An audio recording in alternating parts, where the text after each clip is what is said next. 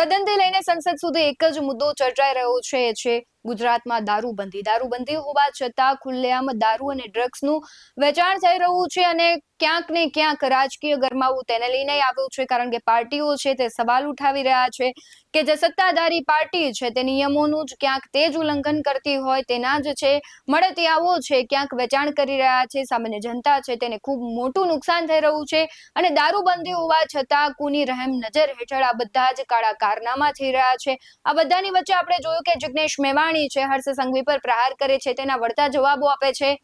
જે નવું મંત્રીમંડળ છે એના મંત્રીઓ સહિત છે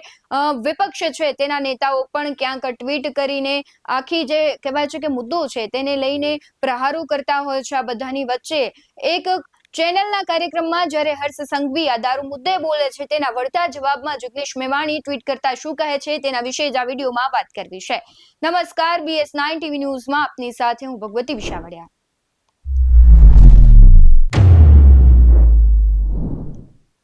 શિવનગરથી શરૂ થયેલી એ ચર્ચા આજે સંસદ સુધી પહોંચી છે કારણ કે જે દારૂ અને ડ્રગ્સનો મુદ્દો છે તેને લઈને હવે વિપક્ષી નેતાઓ ભલે પંજાબમાં બેફામ દારૂનું વેચાણ થતા હોય છે પરંતુ ગુજરાતમાં દારૂનું વેચાણ ન થવું જોઈએ અને ખાસ કરીને જે પ્રમાણે આખું ઉડતા પંજાબની છાપ છે હવે ધીમે ધીમે ગુજરાતની પણ ક્યાંક ન બની જાય તેના માટે થઈને પ્રયાસો વિપક્ષ પણ કરે છે આકરા પ્રહારો કરે છે અને ખાસ કરીને આપણે જોયું કે જિગ્નેશ મેવાણી છે તે લડી લેવાના મૂડમાં દેખાઈ રહ્યા છે જિગ્નેશ મેવાણીએ તેમના ફેસબુક પર એક પોસ્ટ મૂકી છે તેમણે ફેસબુક પર પોસ્ટ કરતા લખ્યું છે કે જે પ્રમાણે રાજ્યમાં દારૂબંધી છે પરંતુ ખુલ્લેઆમ દારૂ વેચાઈ રહ્યો છે તેની વાત કરી છે તેમણે કહ્યું છે કે આજકાલ દારૂ અને ડ્રગ્સના દૂષણ પર સવાલ પૂછીએ તો જવાબદારી શીખવાડી અને સરકાર એની ફરજ યાદ કરાવીએ તો એને ગર્વ ગણવામાં આવે છે કે જે પ્રમાણે જિગ્નેશ મેવાણીએ વાત કરી હતી કે રાજ્યમાં કેટલું દારૂનું બેફામ વેચાણ થઈ રહ્યું છે એટલે જિગ્નેશ મેવાણીનું એવું કહેવું છે કે અમે તેમને જવાબદારી શીખવાડી હતી તો સામે તે ગર્વ ની લાગણી અનુભવે છે અને તેને ગર્વ કહે છે હકીકતમાં સરકાર અને મંત્રીશ્રીને શરમ આવવી જોઈએ જે પ્રમાણે હર્ષ સંઘવી કાર્યક્રમ દરમિયાન કહ્યું હતું કે જે પ્રમાણે વિપક્ષ છે અમને જવાબદારી બતાવી રહ્યું છે જે પ્રમાણે આખી દારૂ અને ડ્રગ્સની વાત કરી રહ્યું છે તેના માટે અમે ગર્વ અનુભવીએ છીએ કારણ કે અમે તેના પર કામ કરીએ છીએ તેવી વાત કરી હતી સાથે જ આગળ જિગ્નેશ મેવાણીએ લખ્યું છે કે રાજ્યમાં યુવાનો નશાના કારણે મરી રહ્યા છે પરિવારો તૂટી રહ્યા છે અને એ સમયે સવાલ પૂછતા દરેક અવાજને દબાવવા માટે આખી સરકાર એક થઈ ગઈ છે હવે આપણે જોયું હતું કે જ્યારે આ ચર્ચાઓ થઈ રહી હતી ત્યારે રીવાબા જાડેજાનું એક ટ્વીટ આવ્યું હતું તેમણે મહિલા સુરક્ષાની વાત કરી હતી અને કેન્દ્ર સરકારની કમ્પેર કરતા તેમણે રાજ્ય સરકારની મહિલા સુરક્ષાના આંકડાઓ આપ્યા હતા તેના વળતા જવાબમાં વડી ગોપાલ ઇટાલિયાએ પણ આંકડાઓ વિશે વાત કરી હતી કે એક પોલીસ છે તે જ જો આવું દુષ્કર્મ અને ખાસ કરીને અભદ્ર ટિપ્પણી કરતા હોય કોઈ મહિલાને મેસેજ કરતા હોય તો આને તમે મહિલા સુરક્ષા ગણો છો અને રીવાબાને અનેક તીખા સવાલો પણ કર્યા હતા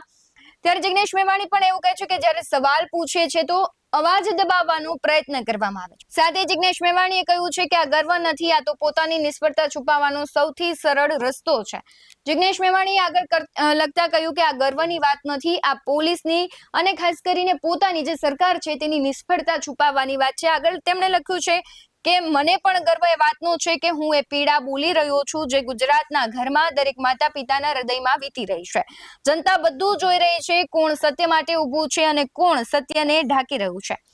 તેમણે આ લખેલા શબ્દો ખૂબ જ કહેવાય છે કે ચર્ચાનો વિષય બન્યા છે કારણ કે એક તરફ તમે જુઓ તો કોંગ્રેસ છે તેની જે અવસ્થા હતી જન આક્રોશી યાત્રા કાઢી રહી છે ત્યારબાદ જિગ્નેશ મેવાણી હવે આ મુદ્દે છે લડી લેવાના મૂડમાં છે વિપક્ષ એટલે કે આમ આદમી પાર્ટી પણ તેને ક્યાંક સાથ આપતી હોય તેવું દેખાઈ રહ્યું છે અને તેમનું એવું કહેવું છે કે મને ગર્વ છે ભારતીય જનતા પાર્ટી ભલે તેનો ગર્વ કરે પણ મને એ ગર્વ છે કે હું લોકોની વ્યથા બોલી રહ્યું છું અને ખાસ કરીને જનતા બધું જોઈ રહી છે કોણ સત્ય માટે ઊભું છે અને કોણ સત્યને ઢાંકી રહ્યું છે હવે રાજનેતાઓ છે આપણે સમજીએ કે રાજકારણ કરતા હોય જે પ્રમાણે અગાઉ પણ આપણે કહ્યું હતું કે ગોપાલ ઇટાલિયા જે આખી ફરિયાદની વાત કરે છે કે મહિલાની ફરિયાદ નથી લેવામાં આવતી તો તમે પણ એક ફરિયાદી બની શકો છો પરંતુ તેમણે એવું ના કર્યું તેમણે રીવાબાને કહ્યું કે જો આ કેસ છે તમે જોશો અને તમે એની મદદ કરશો તો હું તમને બધી માહિતી આપી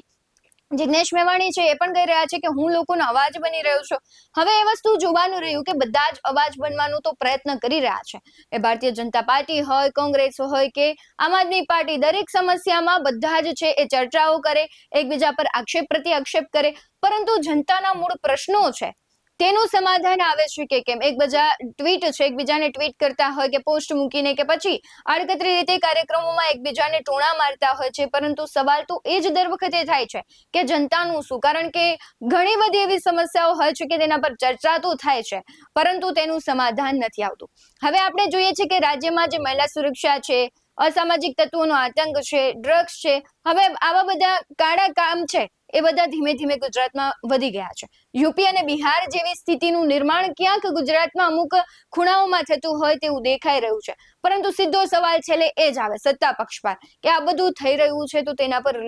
રોક કેમ નથી લાગતી. અને હવે એ તો જોવું જ રહ્યું, કારણ કે જિગ્નેશ મેવાણી તો લડી લેવાના મૂડમાં છે જ, પરંતુ જે દારૂ અને ડ્રગ્સનું વેચાણ છે એ કેટલા ટકા ઓછું થશે કે કેમ, અને બંધ થશે કે કેમ, આવા અનેક સવાલ છે. તમને શું લાગી રહ્યું છે કે જિગ્નેશ મેવાણી જે વાત કરી રહ્યા છે, એકબીજા પર આક્ષેપ પ્રત્યે આક્ષેપ હર્ષ સંઘવીને બંને કરી રહ્યા છે, અને ખાસ કરીને વિપક્ષ છે તે પણ ક્યાંક હવે લડી લેવાના આમ આદમી પાર્ટી મૂળમાં દેખાઈ રહી છે? તમને શું લાગી રહ્યું છે તે કમેન્ટ બોક્સમાં જરૂરથી જણાવજો. બાકી આવા જ વધુ અહેવાલો સાથે ફરી મળતા રહીશું. તમે અમારી યુટ્યુબ ચેનલને સબસ્ક્રાઇબ કરવાનું, અમને ફેસબુક અને ઇન્સ્ટાગ્રામ પર ફોલો કરવાનું ભૂલશો નહીં. બાકી અવનવી અપડેટ્સ મેળવવા માટે આપ જોતા રહો BS9 ન્યૂઝ. નમસ્કાર.